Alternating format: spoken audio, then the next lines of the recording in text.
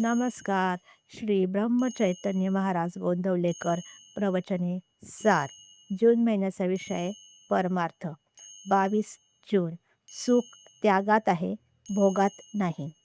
अमुक हवे असे वाटले आणि ते मिळाले नाही म्हणजे दुःख होते. अमुक हवे असे वाटूच देऊ नये. परमात्मा ठेवील त्यात समाधान मानावे. याचेच नाव वैराग्य. विषयाची आस धरणे म्हणजे त्याचे दास होण्यासारखे आहे. सुख त्यागात आहे, भोगात नाही. अभिमान रहित झाले पाहिजे आणि असे झाले म्हणजेच परमात्म्याला अनन्य शरण जाता येईल.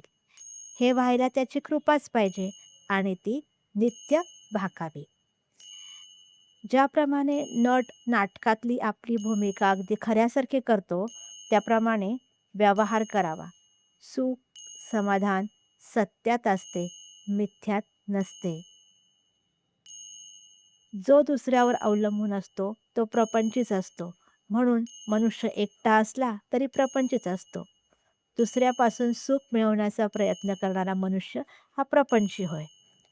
प्रपंचामध्ये अनेक वस्तू आहेत, पण भगवंताजवळ एकच वस्तू आहे. प्रपंचामध्ये किती पण वस्तू असल्या तरी पुऱ्या पडत नाहीत.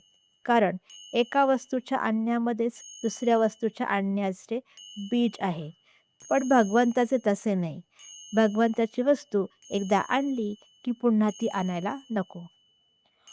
अमुक एक वस्तू आहे म्हणून मी सुखी आहे, या वृत्तीत राम नसून काही नसताना वृत्तीचे समाधान टिकले पाहिजे.